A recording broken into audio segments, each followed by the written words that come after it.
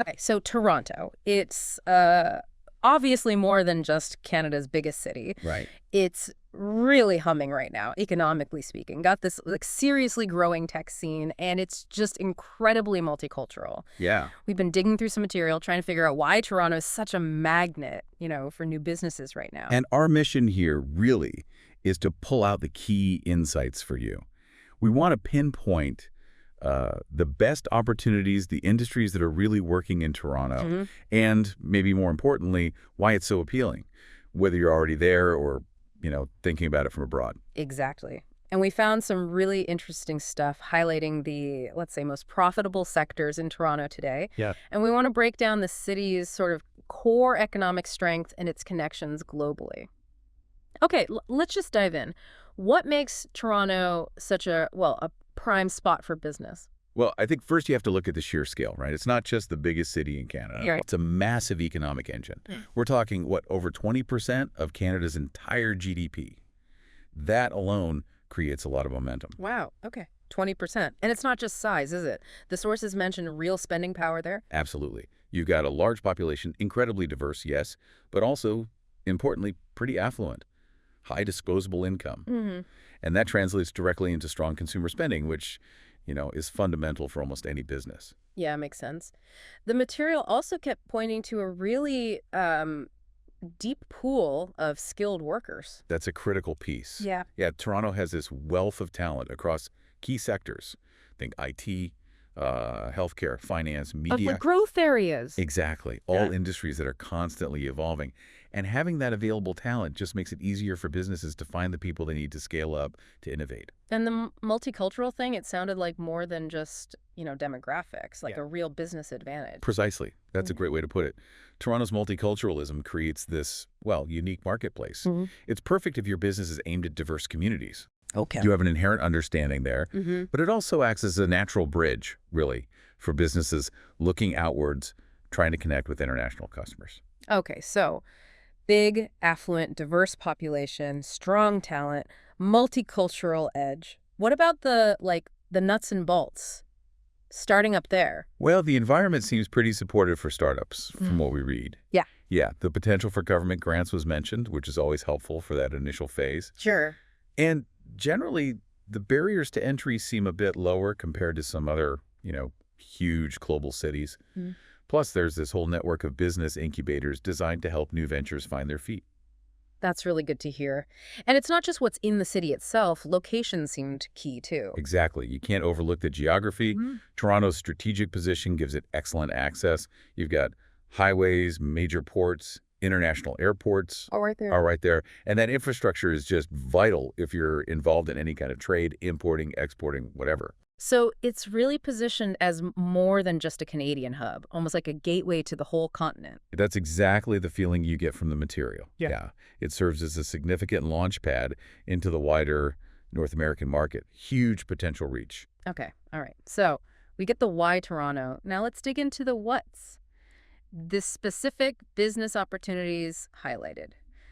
First up was tech and SaaS startups. This seemed like a really big deal. It is. And what's really striking is Toronto ranks as the third largest tech hub in North America. Third. Wow. Yeah, only behind, the usual suspects, Right. Silicon Valley and New York. This says a lot about the concentration of innovation, talent, investment there. And it's not just potential, right? There are big names already there. Shopify, FreshBooks. Wealth Simple, too. Absolutely. Having those major players like Shopify, FreshBooks, Wealth Simple, it does a couple of things. It validates the ecosystem, attracts more talent, more investment. Their momentum. Exactly. It creates this powerful growth cycle. So if someone's looking at tech in Toronto, what specific niches did the sources point towards? Okay, several promising areas came up. There seems to be real demand for SaaS platforms, software as a service. Right, subscription software. Exactly, especially for niche markets, solving specific problems. Also, AI and machine learning solutions, naturally. Cybersecurity services, always critical. And fintechs, financial tech platforms, that continues to be a really hot area in Toronto. Okay, lots going on digitally. Another sector mentioned a lot was import, export, and logistics. Makes sense with the location stuff we talked about. It really does. That strategic location, the transport links, it's a natural fit for international trade. The sources specifically mentioned demand for importing things into Canada, like electronics, textiles, food products. Mm-hmm. And presumably exporting out, too. Correct. Yeah, big opportunities in exporting Canadian goods. Mm. Think Asia, Europe, the U.S. Right. And also, the services around that trade are key.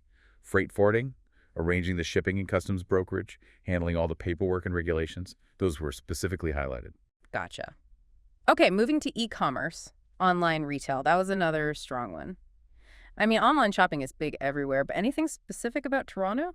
Yeah, well, while e-commerce is obviously global, the sources noted that Toronto residents are particularly high-volume online consumers within Canada. Ah, okay. So it creates a very receptive market for different kinds of online businesses. And what kinds of online businesses seem to be trending there? A few interesting ones. Niche stores seemed popular, focusing on, say, eco-friendly stuff, health foods, maybe a specific ethnic faction. Right, targeted. Very targeted. Yeah. Drop shipping businesses where you don't hold inventory yourself. Hmm. Subscription boxes catering to specific interests. And also platforms supporting local artisans, creating those online marketplaces. Okay, tapping into those specific consumer wants. Now, real estate, investment, property management, always a big topic in major cities. And Toronto is definitely no exception there. Property values have shown pretty consistent growth over time, which obviously makes the sector attractive for investment. Yeah. And it wasn't just buying and selling, was it? There were other angles mentioned. Indeed. Several lucrative segments came up. Managing short-term rentals, Mhm. Airbnb-type properties, catering to tourists and visitors. Mm-hmm. Also, real estate consultancies, especially helping newcomers navigate the market. That seemed like a growing need. And then, of course, renovation, house flipping, and the related construction and interior design services. Okay. We also saw healthcare and wellness listed as a top sector, but the sources we had didn't dive too deep into specifics there. That's right. It was identified as a key industry, definitely, but the material we looked at didn't really detail which specific opportunities are emerging right now within healthcare and wellness in Toronto. Okay. I mean, given the population size and demographics, you assume it's important, but yeah, we need more specific info to discuss high-growth niches there. Understood. Another interesting one was educational services and ed tech. Seems connected to the large student population. Exactly. Toronto has a huge student body, including a lot of international students. That creates a really strong, consistent market for educational services. Makes sense. And what kinds of educational businesses are doing well? Several niches were mentioned. Things like prep centers for English tests, like IELTS or TOEFL, catering to students and immigrants. Right. Essential for many. Definitely.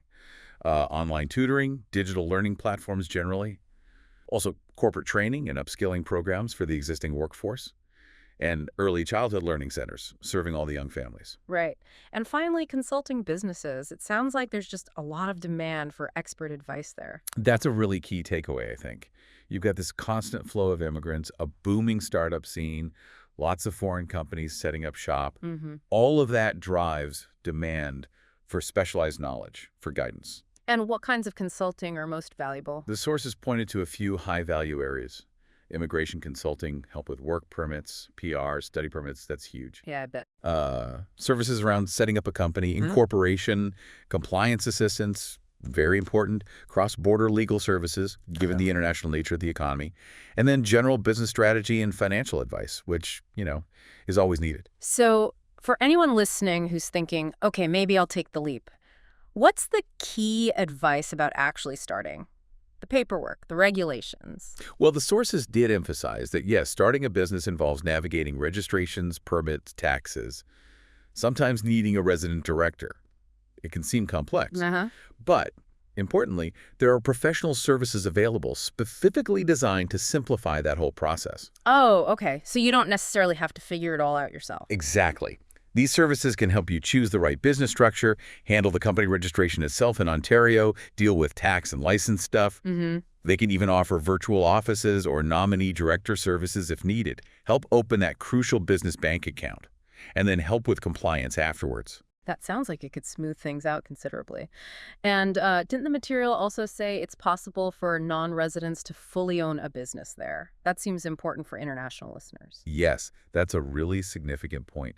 With the right local support, like those services we mentioned, and a registered business address, someone from outside Canada can indeed set up and maintain 100% ownership of a Toronto-based company.